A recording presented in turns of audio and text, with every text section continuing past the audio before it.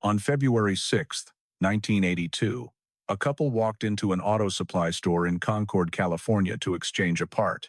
They left their almost 3-year-old daughter in the van with her 9-year-old brother. When someone knocked on the window and said, "Your mom wants you," the brother opened the door. The man grabbed the little girl and ran. For 10 months, Detective Dick Gordy carried her photo in his pocket, following leads that went nowhere, searching for a child who'd vanished without a trace. This is the story of Tara Burke. Share with me where you hear things from. The phone rang at Dick Gordy's house on a Saturday afternoon in early February. He was 34 years old, a sergeant in the Concord Police Department's Juvenile Bureau, and he'd been planning a barbecue that weekend. The voice on the other end changed everything. Missing child on Clayton Road. Parents say she was just there, now she's gone. Gordy grabbed his keys. In his mind, this would be straightforward. Concord was a peaceful place in 1982. There were no major unsolved crimes. Missing children were usually found quickly, wandered off to a neighbor's house, fell asleep somewhere unexpected, got confused about which car was theirs in a parking lot. He'd handle this, find the child, and still make it home in time to start the grill. When we went into this thing, we figured we'd get it solved and go on to our barbecues, he would say later. Some cases don't cooperate with expectations. Tara Susan Burke was 2 years and 9 months old. She had the kind of face that made strangers smile, round cheeks, curious brown eyes, and long blonde hair that her mother kept carefully brushed. She was small for her age, still wearing diapers, but she had a personality that filled whatever space she occupied. Cheerful, trusting. The kind of toddler who'd wave at people in the grocery store and try to make friends with every dog she encountered. Her family lived in West Pittsburgh, an area that would later be renamed Bay Point. It was a working-class neighborhood where money was always tight but love was abundant. Steve Burke worked various jobs to keep the family afloat. Elizabeth managed the household and cared for Tara and her older brother Jeremy, who was 9. They weren't wealthy, but they were a family. They looked out for each other. That Saturday morning had been ordinary, the kind of routine weekend day that families everywhere experience without thinking twice about it. They needed to exchange an auto part at a store on Clayton Road in Concord. Simple errand. 5 minutes. Maybe 10 if there was a line. Steve and Elizabeth made a practical decision. Both kids were already settled in the van. Jeremy was 9 years old, responsible, perfectly capable of watching his little sister for a few minutes. They'd be right inside, visible through the store windows. Nothing could happen in such a short time. They walked into the store. Jeremy sat in the van with Tara. He was a good kid, the kind of older brother who took his responsibilities seriously. When someone knocked on the van window, he looked up and saw an adult standing there. The man said something. Jeremy couldn't quite hear through the glass, so he rolled down the window slightly. "Your mom wants you." It was such a normal thing for an adult to say. Jeremy didn't question it. Why would he? Adults were trustworthy. This was Concord, California, in 1982, a place where children played outside until dark and neighbors left their doors unlocked. A place where terrible things happened somewhere else, to someone else. Jeremy opened the door. The man moved with shocking speed.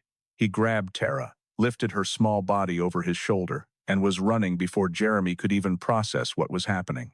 The 9-year-old boy shouted, tried to follow, but the man was already disappearing toward a nearby apartment complex. By the time Jeremy reached the parking lot's edge, both the man and his sister were gone. When Steve and Elizabeth Burke emerged from the auto supply store maybe 5 minutes after entering, their son was crying and their daughter had vanished. Dick Gordy arrived at Clayton Road expecting a routine case. What he found was every parent's nightmare and every detective's challenge. A child taken in broad daylight from a parking lot with witnesses nearby, yet nobody had clear details. Several people had been in the area. A few thought they'd seen something, a man moving quickly, maybe a car leaving the apartment complex, but the descriptions were frustratingly vague. No license plate, no clear view of the perpetrator, nothing solid enough to generate an immediate lead. Gordy interviewed the parents first. They were exactly what they appeared to be. Working-class people who'd made a simple decision that had turned catastrophic. There was no ransom demand, no obvious motive. The Burke family had no money, no enemies, no reason anyone would target them specifically. The investigation shifted quickly from lost child to something darker. Someone had taken Tara Burke, deliberately, efficiently, and now she was gone. The police department moved into action. Missing person posters were created with Tara's photograph. That smiling face, those blonde curls, those innocent eyes. The posters went up throughout Concord and the surrounding communities. Local news covered the story. Tips started coming in from people who thought they'd seen her. Gordy took one of the photographs and slipped it into his shirt pocket. He wanted it close, a constant reminder of who he was searching for. That cherubic face became part of him, something he looked at dozens of times each day. The tips came in steadily at first.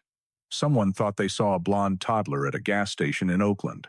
Another caller reported a little girl matching Tara's description at a park in San Francisco. Each lead had to be investigated.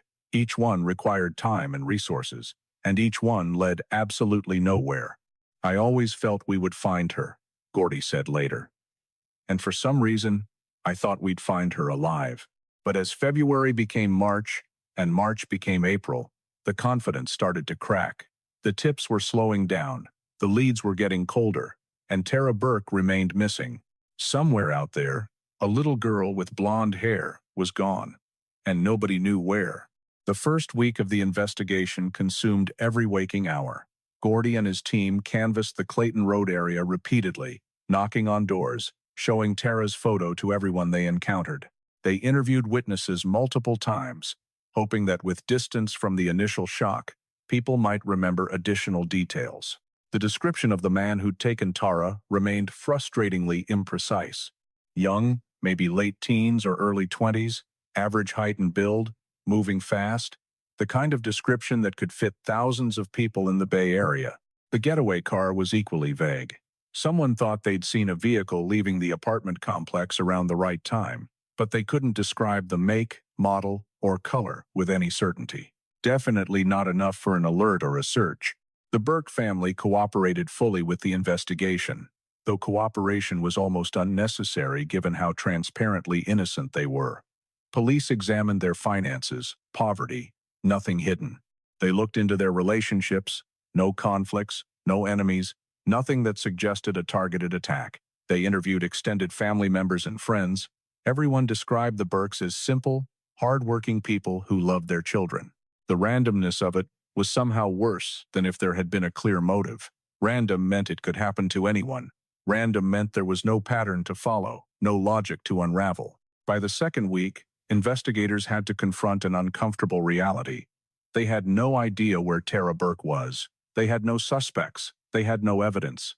They had a toddler who'd been snatched from a parking lot and had seemingly vanished into thin air. The media attention helped generate tips, but also created pressure.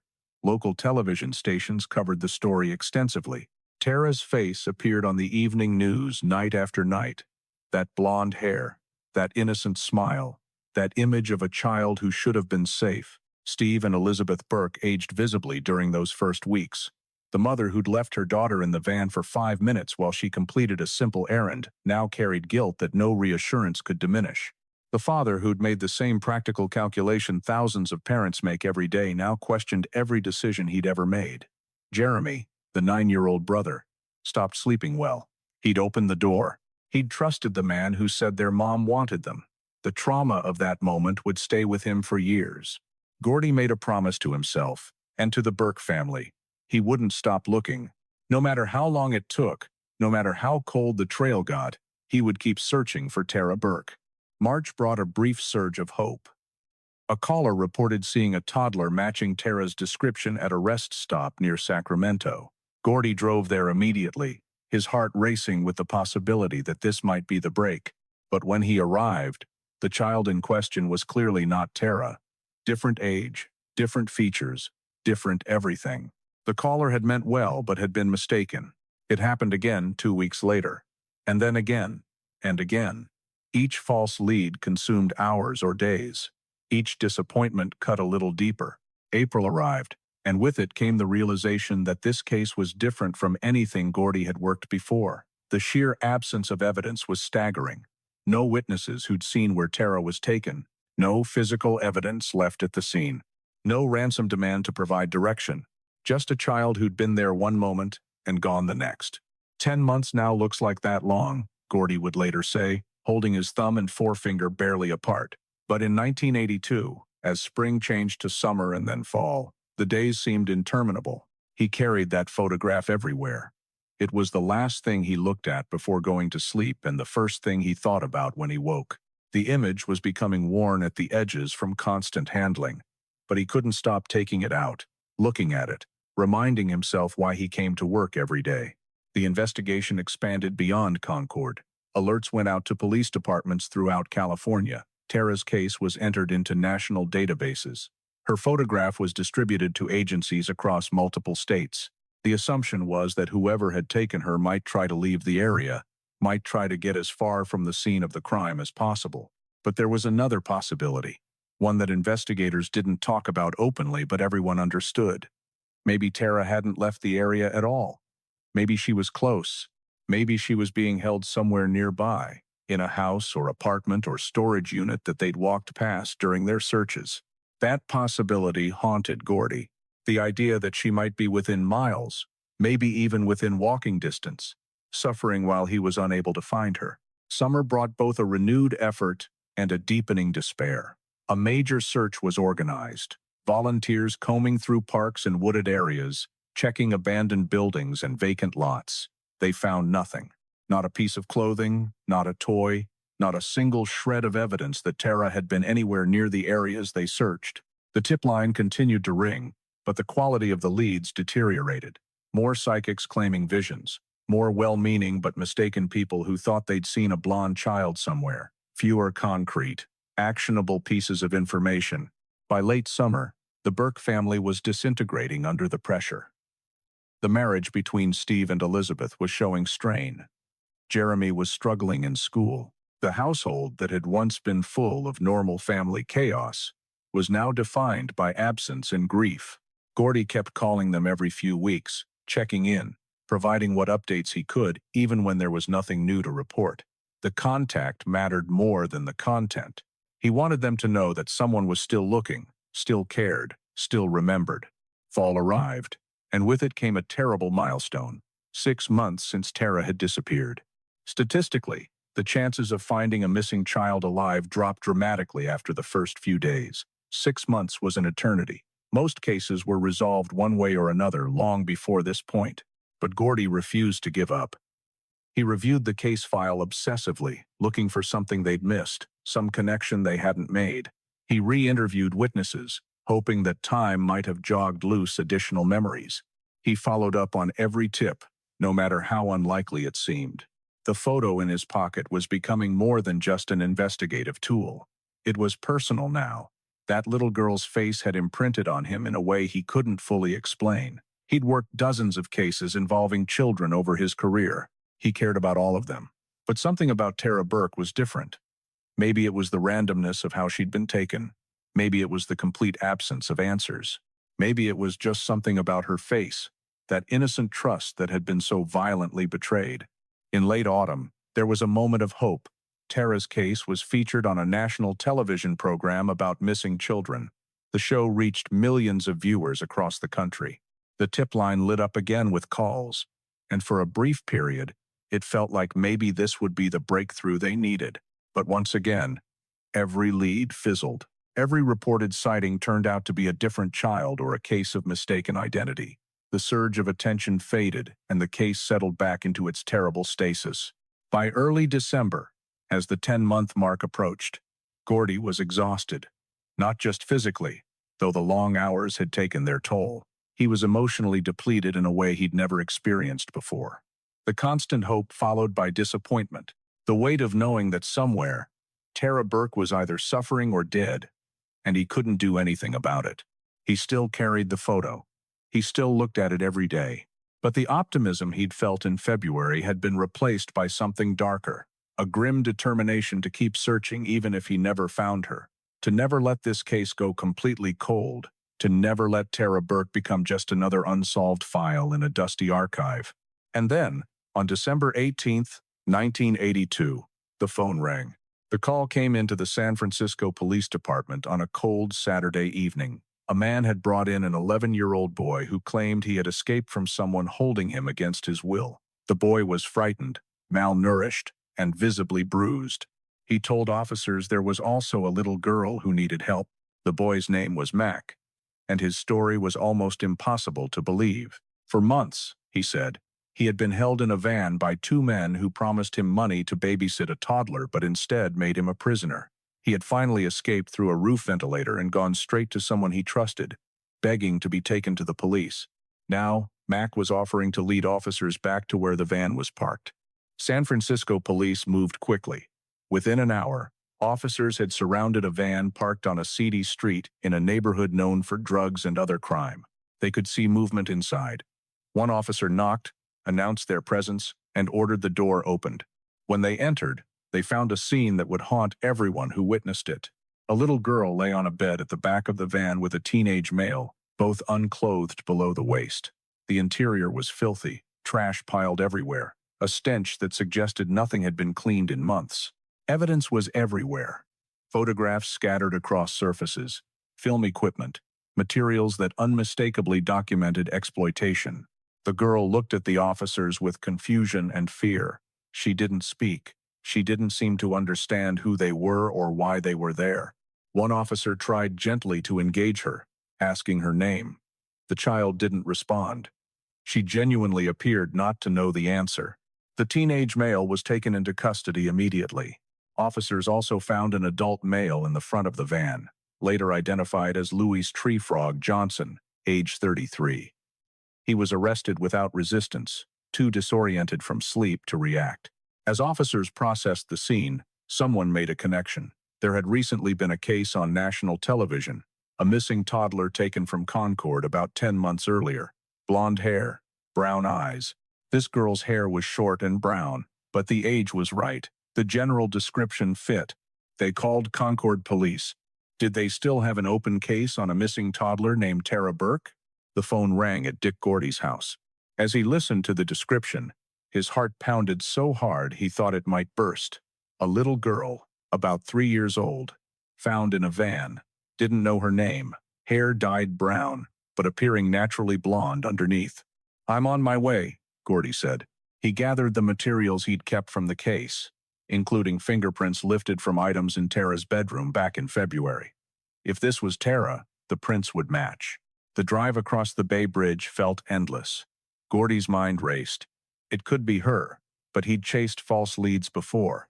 He refused to call Steve and Elizabeth Burke until he was certain. He wouldn't put them through false hope again. "I thought, I'm going to make sure it's her before I do anything else," he said later. The child had been taken to the Children's Home Society, a facility equipped for traumatized children. When Gordy arrived, staff led him to a room where the girl sat with a social worker. She looked small and fragile. Her hair was short, dyed an unnatural brown. She watched him approach with wary eyes. Gordy handed the fingerprints to the technician who had taken prints from the child. They placed them side by side under proper lighting and examined them carefully. They matched. Something broke open in Gordy's chest, relief and horror colliding at once.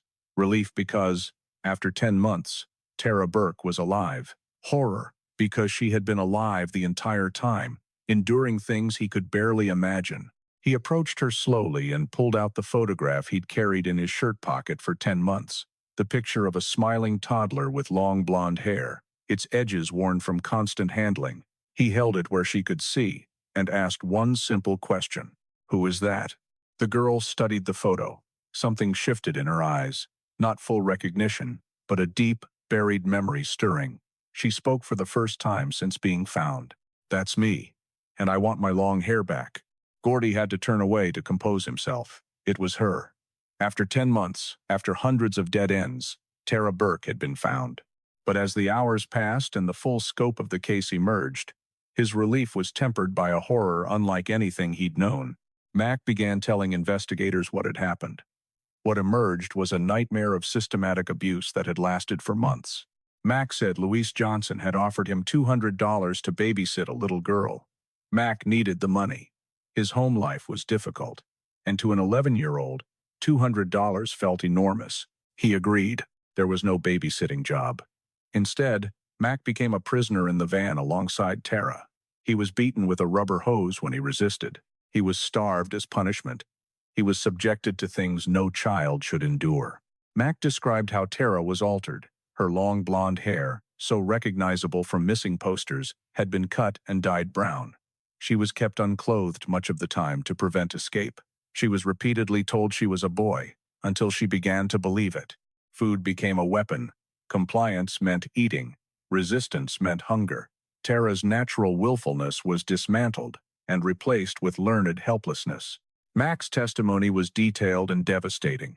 He described Johnson throwing Tara against the wall, the casual cruelty woven into daily life. He described Johnson's long-term plans for her, plans that made investigators physically ill. A full search of the van confirmed Mac's account and revealed more. Hundreds of photographs documented the abuse.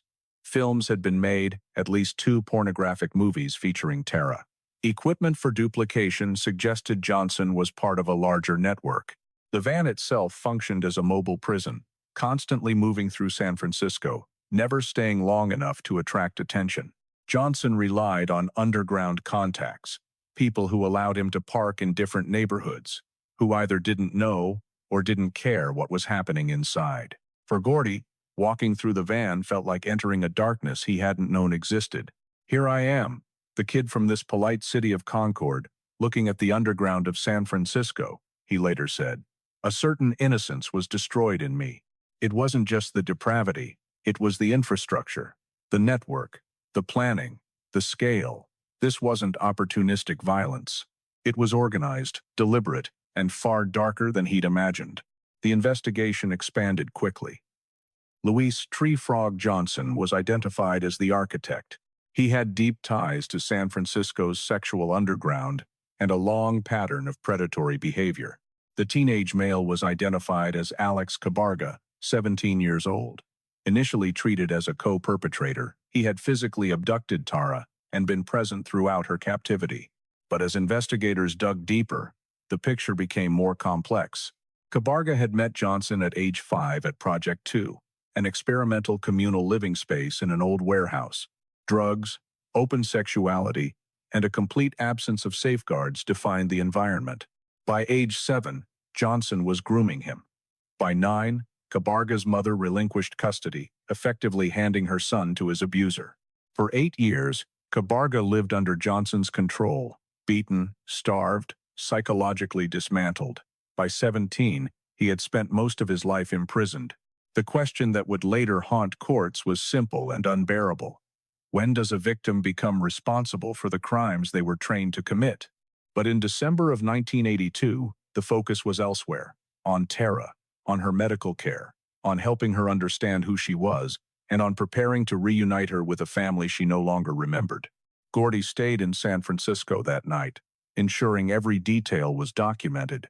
He kept looking at Tara, trying to reconcile the confused child before him with the smiling toddler in the photo he'd carried for 10 months. She was alive, but the child she had been, the innocent, trusting 2-year-old, was gone, and no one knew if she could ever be found again.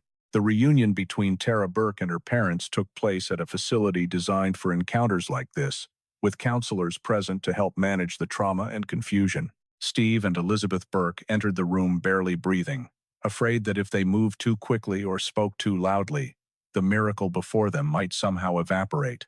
Tara looked at them without recognition. She was 3 years old now, 10 months older than when they'd last seen her, a significant portion of a toddler's life. She had also been systematically taught to forget her previous existence.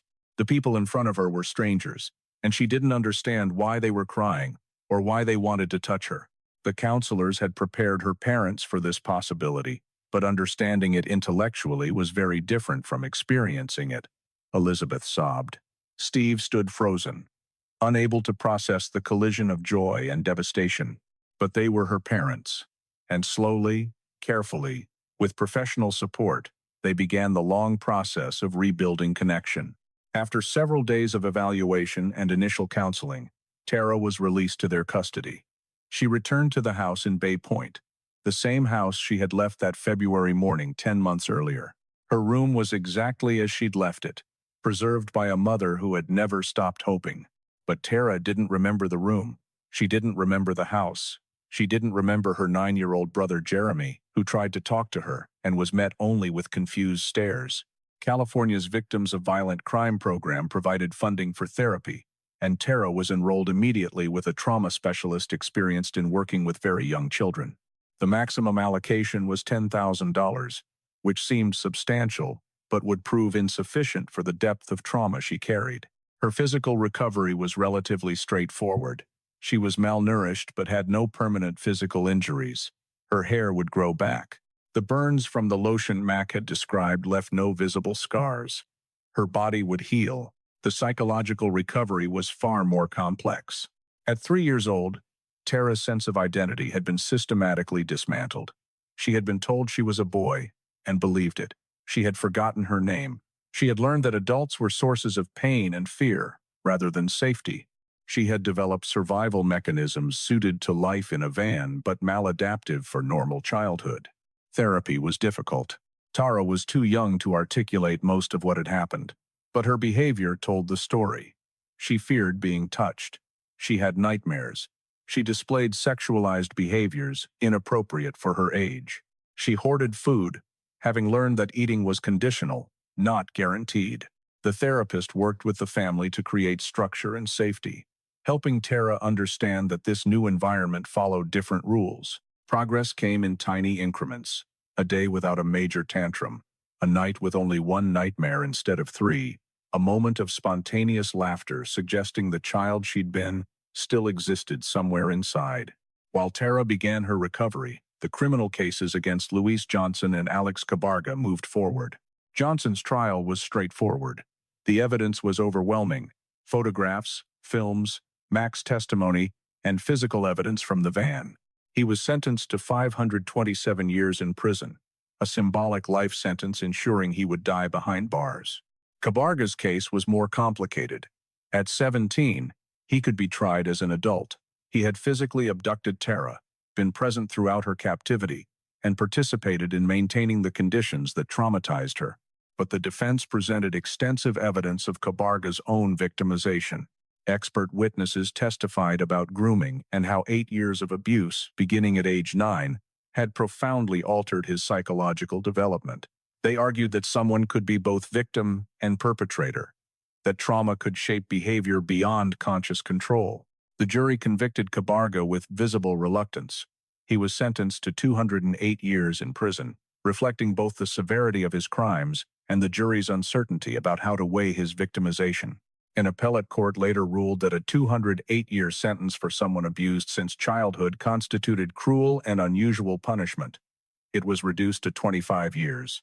Cabarga was eventually paroled in 1995, required to register as an offender, carrying a label that failed to capture the complexity of who he was. For Tara and her family, the trial outcomes mattered less than the daily reality of rebuilding a life. By the time Tara turned 4, the $10,000 in therapy funding had been exhausted. Sessions stopped. The family couldn't afford private counseling, and no alternative programs were available. For several years, Tara received no professional support for her trauma. Later, California legislation increased victims of violent crime funding by an additional $36,000. Tara eventually resumed counseling, but the gap left lasting effects. Steve and Elizabeth's marriage deteriorated under the strain. The exact timeline is unclear, but they divorced during Tara's childhood. 2 more sons, Andrew and Patrick, were born, adding complexity to an already fractured family. Money was always tight. Steve worked as a piano tuner, skilled but not highly paid. Elizabeth managed the household as best she could. Tara learned early that other families had things hers did not. When Tara began school, she was enrolled under her mother's maiden name. The intent was protection. If classmates didn't know who she was, she might have something resembling a normal childhood. For years, Tara lived with this divided identity: the person she presented to the world and the truth of what had happened to her. Detective Dick Gordy stayed in touch with the family, calling every few months to check on Tara and remind them that someone outside their immediate circle still cared. Tara didn't remember him from the night she was found. She'd been too young. But as she grew older, she came to know him as the detective who had searched for her. She began visiting him occasionally, bringing small gifts. Her favorite was pens decorated with pigs, a running joke about police that became their shared tradition. Gordy accepted each one solemnly, adding it to a collection in his office. For Gordy, Tara's case occupied a singular place in his career.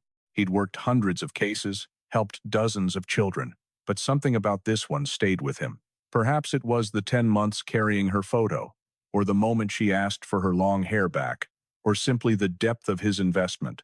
I still think of her as a little 2.5-year-old cherubic face smiling at me, he would later say. The years passed. Tara moved from elementary school to middle school. In 5th grade, she surprised her family by deciding to use her real last name again. I was tired of hiding, she said. Why hide? It was a moment of reclaiming identity. Some people responded with sympathy, others with invasive curiosity, but Tara held firm. This was who she was. Through middle school and high school, she navigated adolescence complicated by extraordinary trauma. She struggled with trust, relationships, and lingering nightmares, but she also showed resilience and determination. By 17, nearing 18, the situation reached a crisis point. Conflict at home intensified. A relationship raised concerns. The path ahead looked unstable. Tara had always wanted to go to college, a dream she'd carried even when it felt impossible. Her family lacked money. Her academic record offered little leverage. The distance between where she was and where she wanted to be felt unbridgeable. And then Dick Gordy's phone rang with a call that would change both their lives once again.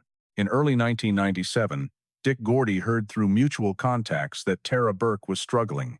She was 18 now, legally an adult, but adulthood hadn't solved her problems. If anything, it had sharpened them. She was having serious conflicts at home.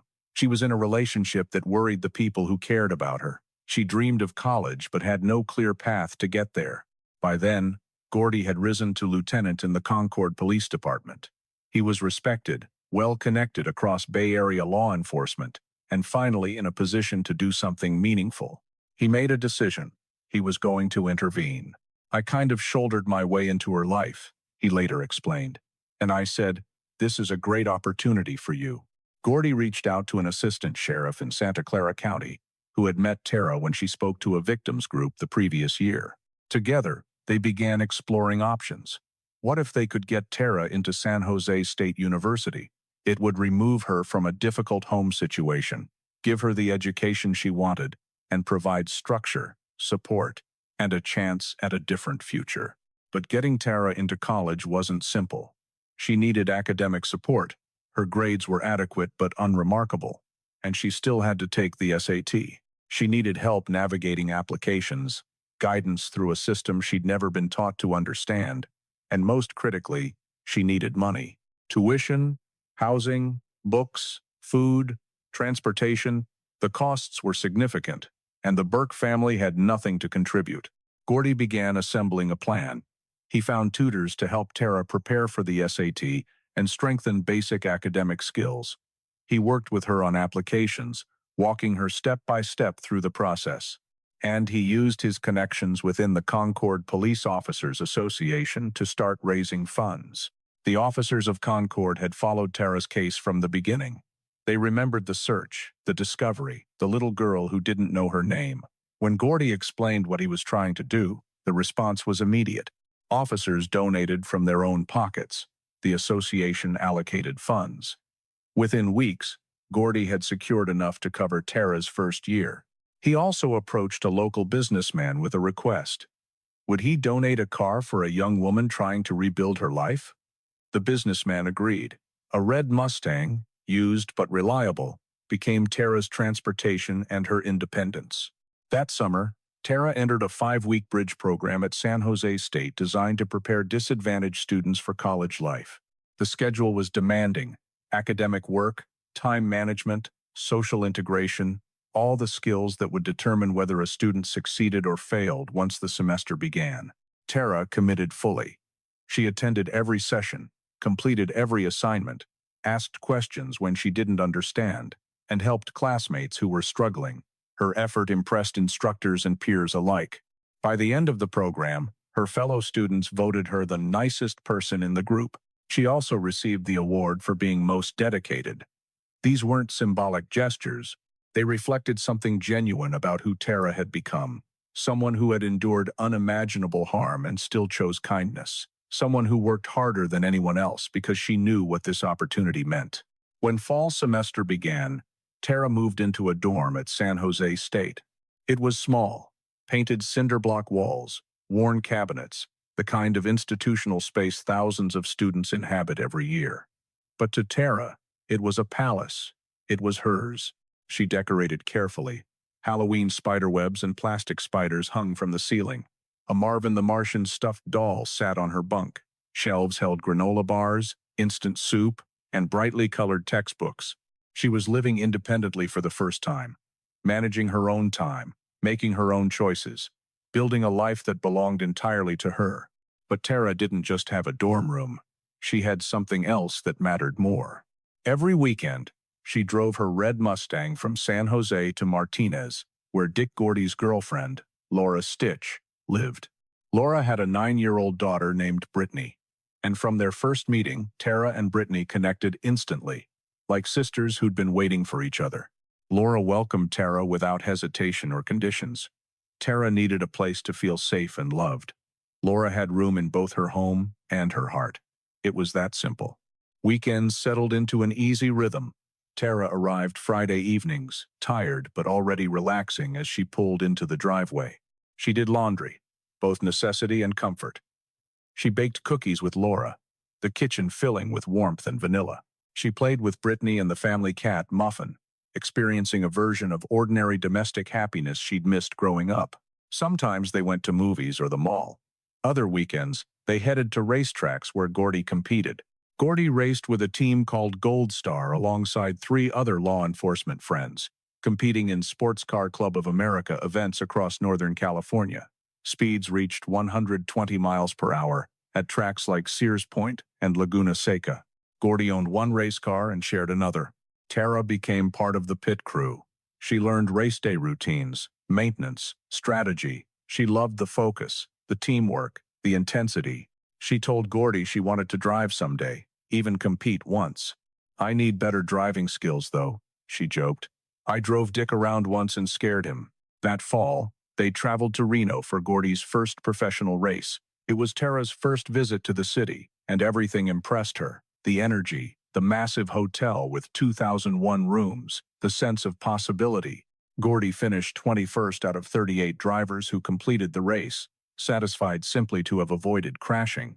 Back in Martinez, Laura prepared a permanent room for Tara, not a guest space, but her room. A white wrought iron daybed was chosen because Tara had mentioned liking that style. There was room for her belongings, her books, the things that make a place feel permanent.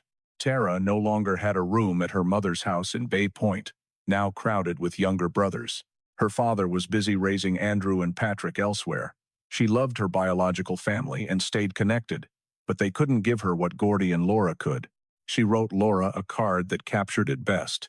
"I love my mom with all my heart, and now I love you with all my heart. It's like I have 2 families now. You have the family life I always wanted, and I feel like I'm part of it. It feels good." For Gordy, this level of involvement was unplanned. He'd avoided fatherhood, believing his duty to all children outweighed focusing on anyone. Tara changed that. She wasn't his biological daughter, but she became his daughter in every way that mattered. He checked in constantly, knew her schedule, her exams, her frustrations. His advice rarely changed. Make good decisions. Tara listened. "He doesn't like the term dad," she said with a smile. "But he's a dad." "Okay." His were God. At San Jose State, professors and tutors saw a student who worked harder than most. Her math tutor, David Avila Silvera, watched her struggle until solutions clicked. Her English tutor, Carol Baker, recognized Tara's name from years earlier, but quickly came to see her as a determined student, not a victim. In one class questionnaire, Tara wrote that her favorite relative was Grandma. She wanted to travel to Jamaica and Ireland. The most frightening thing that had happened to her was being kidnapped as a toddler. It was there on the page, without shame or avoidance. Tara had decided long ago not to hide from her past. Some people questioned that choice. Tara's answer was simple. It gives people hope. I was very, very lucky. She thought of other families still waiting. Kevin Collins, Amber Swartz, Nikki Campbell, Michaela Garrick, Eileen Micheloff, Polly Kloss, names tied to unresolved loss. Tara had come home. And if her survival gave even one family hope, the discomfort of being visible was worth it. She chose the butterfly as her symbol: transformation, freedom, emergence. Tara Burke at 18 was not the person she would have been had none of this happened. That version was lost forever. But the person she became, resilient, kind, determined, was someone worth being. By October of 1997, 15 years had passed since Dick Gordy pulled a photograph from his shirt pocket at the Children's Home Society, and a confused little girl with short brown hair said, "That's me, and I want my long hair back." The transformation was complete in ways that went far beyond the physical return of that blonde hair, now grown long again, and usually pulled into a practical ponytail. The deeper change was about reclaiming identity, integrating trauma into a coherent life story, and choosing forward movement over remaining trapped in the past. The path to this point had been anything but straightforward. There were years of interrupted therapy when funding ran out.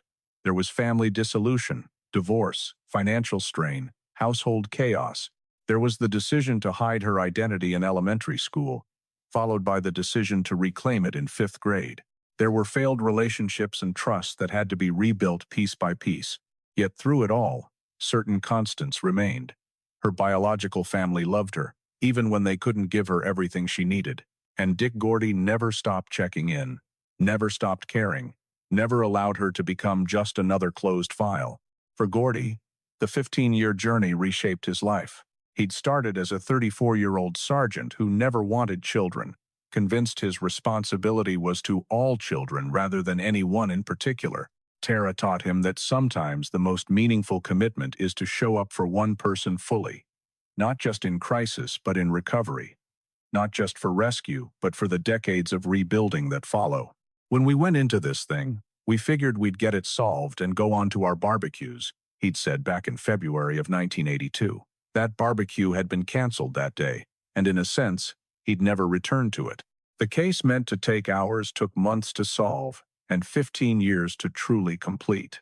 Watching Tara work the pit crew at racetracks, sitting at Laura's kitchen table while she helped Brittany with homework, hearing about her successes at San Jose State, Gordy knew exactly where those 15 years had gone. They'd gone into building something that mattered more than any barbecue ever could. That fall, Tara wrote him a letter that captured what their relationship had become. "I don't think I could ever repay you for what you have given me, money-wise and emotional-wise. You have given me a brand new life, and you are like a brand new dad. Thank you for the effort and love you have given me. I love you, Tara." When Gordy reflected on his career, this stood above everything else. Not the arrests, not the promotions, not the commendations on his wall. This, helping one child transform from a traumatized girl who didn't know her own name into a young adult planning her future. "When I look back at my career and what I accomplished, this is right at the top," he said. She had such a lousy beginning in life and turned out very well. Laura Stitch became essential to the story in ways no one could have predicted. She welcomed Tara without reservation, creating space in both her home and her heart for someone else's traumatized child. Tara's bond with Brittany, instant, sisterly, enriched both their lives. Laura's steady presence gave Tara a living example of stable, unconditional love. The Burke family, Steve, Elizabeth, Jeremy, Andrew, and Patrick, remained part of Tara's life. She loved them, she visited them, but they couldn't provide what Gordy and Laura could. Not from lack of care, but lack of resources. Everyone learned to navigate that truth with as much grace as possible. The criminal justice chapter had largely closed years earlier. Louise Johnson remained in Mule Creek State Prison, serving his 527-year sentence. In his late 40s, he would die there. There was no parole, no redemption available for what he'd done. Alex Cabarga's outcome was more complicated. 32 years old in 1997, he'd been out of prison for 2 years after serving roughly 13 years of a reduced sentence. Required to register as an offender, he lived with the weight of being both victim and perpetrator, a contradiction the legal system had struggled to reconcile. His case influenced broader thinking about juvenile culpability. When does accountability truly begin? How do years of grooming alter responsibility? The reduction of his sentence contributed to evolving discussions around neuroscience, trauma, and justice. Mac, the 11-year-old who escaped through the roof ventilator and saved Tara's life, disappeared into protected anonymity. His name was never released. His fate remains unknown. Somewhere, a man in his mid-20s was living with his own recovery, his own trauma, his own complicated understanding of those months, hero and victim, both at once. At San Jose State, Tara was building a normal college life. She attended classes, worked with tutors, and trained in self-defense. She'd had to trim her pink acrylic nails shorter than she liked because they posed a risk to training partners, a small concession to a larger goal. Professors saw a student who showed up and worked hard. They might know her history, but mostly, they knew Tara, the student who sighed with satisfaction when a math problem finally clicked, who asked thoughtful questions, who'd earned recognition for kindness and dedication.